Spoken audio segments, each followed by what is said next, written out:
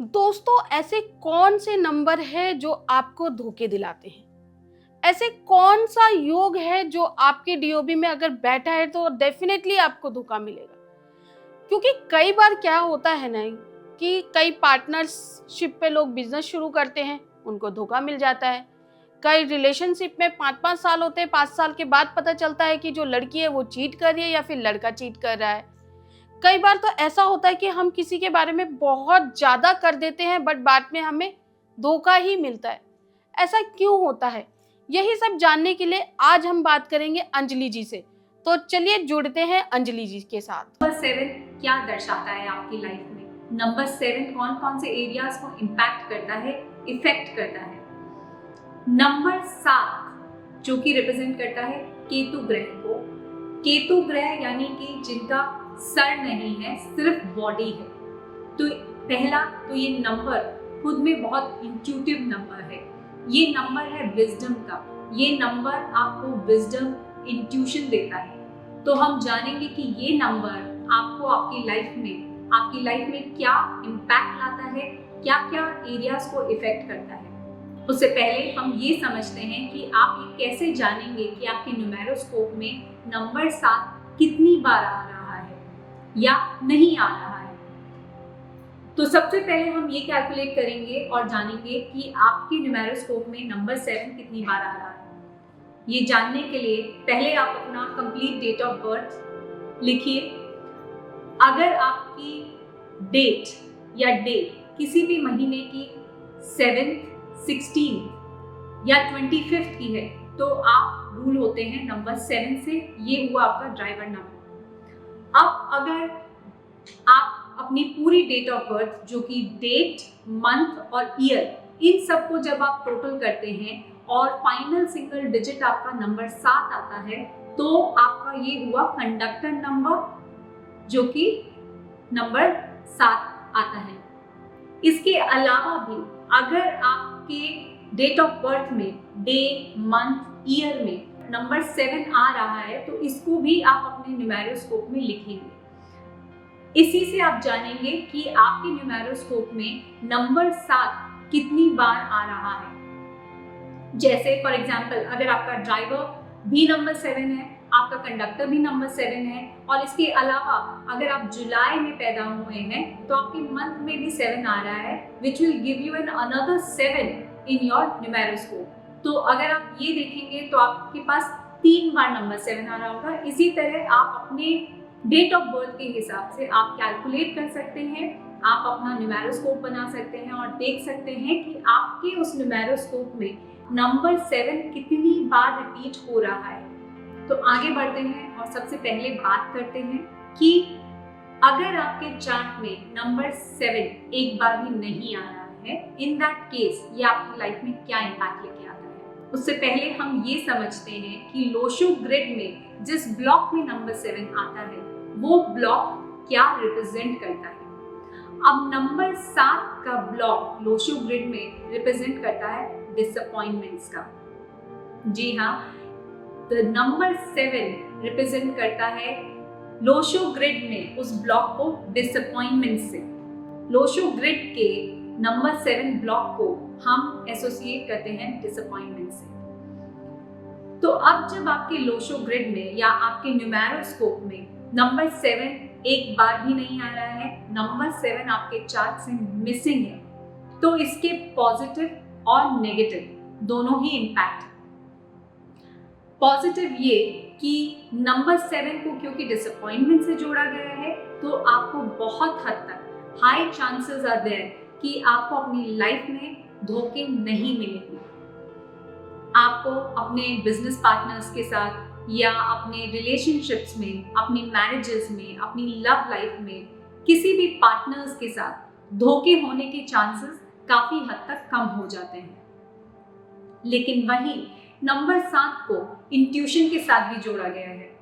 जिनके न्यूमेरोस्कोप में नंबर 7 नहीं होता है, ऐसे लोगों का ऑकल्ट की तरफ भी, ऑकल्ट यानी न्यूमरोलॉजी, एस्ट्रोलॉजी, वास्तु, इन सब की तरफ भी झुकाव काफी कम देखा गया है। तो ये लोग इतने स्पिरिचुअलिटी में, रिलीजन में नहीं बिलीव करते हैं। चलिए तो आगे बढ़ते हैं और बात करते हैं अगर आपके न्यूमेरोस्कोप में नंबर 7 एक बार आ जाता है। नंबर 7 रिप्रेजेंट करता है केतु ग्रह को, जिनका कि सर नहीं है, सिर्फ बॉडी है।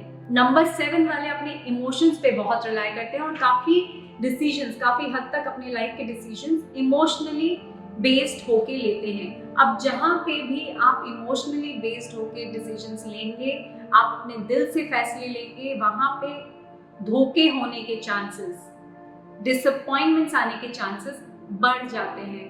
आपको इमोशनल सेटबैक्स हो सकते हैं। नंबर 7 वाले लोग दूसरों पे काफी इजीली ट्रस्ट भी कर लेते हैं, जिसकी वजह से जितना इजीली ये लोग ट्रस्ट कर लेते हैं उतने ही धोखे के चांसेस और बढ़ जाते हैं। वहीं पे नंबर 7 को इंट्यूशन, विजडम, रिसर्च से भी जोड़ा गया है। तो नंबर 7 वाले लोग अगर अपने इंट्यूशन को डेवलप करके अपने इंट्यूशन के बेसिस पे डिसीजन लें तो काफी हद तक सक्सेसफुल हो सकते हैं। नंबर 7 वाले लोग स्पिरिचुअलिटी की तरफ, रिलीजन की तरफ, ऑकल्ट की तरफ काफी रुझान रखते हैं, काफी आकर्षित होते हैं। ये साइंसेस इन्हें बहुत आकर्षित करती है। They are always inclined toward such sciences. Occult हो गया, टैरेट हो गया, न्यूमरोलॉजी हो गया, एस्ट्रोलॉजी हो गया, वास्तु हो गया, रेकी हो गया, ये सब साइंसेस में ये लोग बहुत इंटरेस्ट रखते हैं। ऑल्सो नंबर 7 को रिसर्च से भी जोड़ा गया है। आप नंबर 7 वाले लोगों को पाएंगे कि इन लोगों को कोई भी प्रॉब्लम सॉल्व करने में बहुत ही मजा आता है। शायद उसका सोल्यूशन इन्होंने कहीं पढ़ा भी नहीं होगा, लेकिन ये उस प्रॉब्लम को सॉल्व कर देंगे अपने ही तरीके से। तो ये लोग प्रॉब्लम सॉल्विंग होते हैं। आप इन्हें कोई भी प्रॉब्लम दीजिए, ये उसका सोल्यूशन ढूंढ ही लाएंगे, चाहे कहीं से भी ढूंढ के लाएं। एंड शायद सोल्यूशन उनको खुद को भी नहीं पता होगा, लेकिन they will research, they will work on it और उसको सॉल्व कर ही देंगे। इनका सिर्फ नेगेटिव पॉइंट ये आ जाता है कि नंबर 7 आते ही, क्योंकि ये लोग बहुत इमोशनली वर्क करते हैं, ये लोग बहुत इजीली बाकी लोगों पे इजीली ट्रस्ट कर लेते हैं, जिसकी वजह से इनकी लाइफ में डिसअपॉइंटमेंट्स, धोखे होने के चांसेस बहुत हद तक बढ़ जाते हैं। चलिए आगे बढ़ते हैं और बात करते हैं कि अगर आपके न्यूमेरोस्कोप में 7 2 बार आ जाए। अब जब तक कि नंबर 7 एक ही बार आता है तो हो सकता है कि आपको लाइफ में बहुत ही छोटे मोटे धोखों का ही सामना करना पड़े। लेकिन जहां ये नंबर 2 बार आ जाता है, आपके न्यूमेरोस्कोप में ये 2 बार प्लेस्ड हो जाता है, यहाँ पे ऐसे लोग इश्क में धोखे खाए हुए लोग होते हैं, इश्क में धोखे खाए हुए खिलाड़ी होते हैं।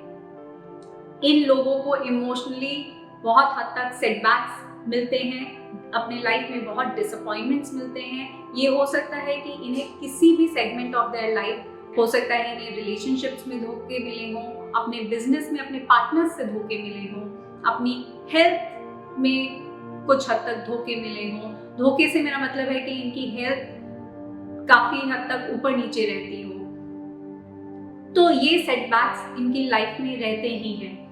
अब जहाँ पे ये 7 आ जाता है, वहाँ पे पॉसिबिलिटी है कि इनकी मैरिड लाइफ में भी इश्यूज हो सकते हैं। मैरिड लाइफ में भी एक क्वेश्चन मार्क हो सकता है। हो सकता है कि शादी ना हो सकता है कि शादी होके अच्छे से ना चले या टूट जाए। 7 होने वाले लोग अपने ऑपोजिट सेक्स से भी काफी अट्रैक्टेड रहते हैं, जहाँ पे कि चांसेस बढ़ जाते हैं ऑफ हैविंग एन अफेयर। जब आपके न्यूमेरोस्कोप में 7 2 बार आता है तो आप बहुत जल्द लोगों के बहकावे में आ जाते हैं। अब जब आप दूसरों के बहकावे में इतनी आसानी से आ जाते हैं तो जाहिर सी बात है और बहुत नेचुरल है कि आपको धोखे भी उसी लेवल के, उसी इंटेंसिटी के मिलेंगे। 7 वाले केसेस में देखा गया है कि ऐसे लोगों को बहुत धोखों का, बहुत बिट्रेयल का, अपनी लाइफ में बहुत से सेगमेंट्स में डिसअपॉइंटमेंट्स का फेस करना पड़ता है। तो ऐसे लोगों को, या जिनके भी न्यूमेरोस्कोप में 7 2 बार आ जाता है, ऐसे लोगों को दूसरों पे बहुत जल्दी ट्रस्ट नहीं करना चाहिए। इनफैक्ट इन्हें किसी पे भी इतने आसानी से ट्रस्ट करने से बचना चाहिए। बिजनेस में पार्टनर्स के साथ काम करने से अवॉइड करना चाहिए, पार्टनरशिप में काम नहीं करना चाहिए। अब वहीं पे देखा गया है कि जहाँ पे 777 किसी के न्यूमेरोस्कोप में आता है तो ये लोग बहुत ही साइंटिफिक तरह के लोग हो जाते हैं। ये लोग बहुत ही साइंटिफिकली काम करते हैं, बहुत ही रिसर्च ओरिएंटेड वर्क करते हैं। 777 के साथ इन लोगों की स्पिरिचुअलिज्म में, रिलीजन में, ऑकल्ट में रुचि बहुत ज़्यादा, बहुत हद तक इंक्रीज हो जाती है। ये बहुत इस फील्ड में बहुत रुचि दिखाते हैं और इस फील्ड से बहुत अट्रैक्टेड होते हैं। तो अगर आपके भी चार्ट में 7 2 बार है तो आप definitely you can work into the education, into teaching, into healing, spiritualism हो। ऑकल्ट में आप जा सकते हैं, न्यूमरोलॉजी में, वास्तु में, टैरेट कार्ड रीडिंग में, रेकी में, और भी बहुत ऑकल्ट से रिलेटेड आप किसी भी फील्ड में जा सकते हैं अगर आपके पास नंबर 7 या मल्टीपल टाइम्स नंबर 7 है। The only golden advice for the people who have multiple 7s in their numeroscope is do not trust blindly। बिना सोचे समझे, बिना जाने ट्रस्ट नहीं करेंगे, आप धोखों से, डिसअपॉइंटमेंट से बचे रहेंगे। इसलिए please do not trust on anyone blindly. This is the only गुरु मंत्र फॉर नंबर 7। तो जिनके भी न्यूमेरोस्कोप में 7 3 बार या 4 बार आता है, they definitely would have problems in their marriage life, in their relationship sector, they would have a broken hearts। इन्होंने अपने लव अफेयर्स में, अपने रिलेशनशिप्स में, अपनी मैरिज में डेफिनेटली धोखे खाए होंगे, अपने बिजनेस में, अपने बिजनेस पार्टनर से धोखे खाए होंगे। ऐसे लोगों का ऑकल्ट की तरफ बहुत बहुत बड़ा झुकाव होता है। They are very much interested and inclined towards occult science, spiritualism। ऐसे लोग आप ये भी देखेंगे कि बाबाओं के पास, न्यूमरोलॉजिस्ट के पास, एस्ट्रोलॉजिस्ट के पास, ज्योतिष के पास बार बार जाते रहेंगे ताकि ये अपनी खोज को कुछ अंजाम दे पाए। लेकिन अनफॉर्चुनेटली इनको कोई भी सेटिस्फाई नहीं कर पाता, क्योंकि बहुत हद तक इन्हें खुद को भी नहीं पता कि ये क्या ढूंढ रहे हैं, ये क्या खोज रहे हैं।